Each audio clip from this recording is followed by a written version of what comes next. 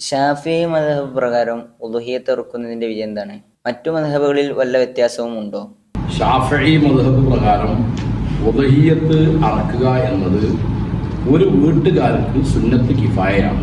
ഒരു വീട്ടിൽ താമസിക്കുന്ന ആളുകൾ, അത് ഒന്നിലധികം കുടുംബം ഒരു വീട്ടിൽ താമസിക്കുന്നുണ്ടെങ്കിലും ആ വീട്ടിൽ ഒരാളെങ്കിലും ഉളുഹിയ്യത്ത് കർമ്മം നടത്തിയാൽ വീട്ടിലുള്ള മുഴുവൻ ആളുകളും എന്തുകൊണ്ട് ഉളുഹിയ്യത്ത് അറുത്തില്ല എന്ന ആഖിറത്തിലെ ചോദ്യത്തിൽ നിന്ന് അവർ ഒഴിവാകും. എന്നാൽ കൂലി ലഭിക്കണമെന്നുണ്ടെങ്കിൽ ആരാണോ ഉളുഹിയ്യത്ത് അറുത്തത് അയാൾക്ക് മാത്രമേ കൂലി ലഭിക്കുകയുള്ളൂ.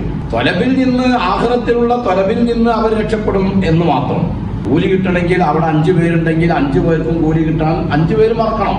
അപ്പം വാപ്പ അറുത്താൽ മക്കൾക്ക് കൂലി ലഭിക്കുകയില്ല, മക്കൾ അറുത്തത് വാപ്പാക്ക് കൂലി ലഭിക്കുകയില്ല. കൂലി ലഭിക്കണമെങ്കിൽ ഓരോരുത്തരും ചെയ്യുക തന്നെ വേണം. എന്നാൽ ആഖിറത്തിലുള്ള തൊലബ് കൂടും. ഇതാണ് ഷാഫിഈ മദ്ഹബ്. എന്നാൽ ഹനഫി മദ്ഹബിൽ ഉളുഹിയ്യത്ത് അറുക്കൽ അതിനുള്ള നിബന്ധനകൾ ഒത്താൽ ഉളുഹിയ്യത്ത് അറുക്കൽ നിർബന്ധമാണ്. മാലിക്കി മദ്ഹബിലും സുന്നത്ത് തന്നെയാണ് ഉളുഹിയ്യത്ത് അറുക്കൽ.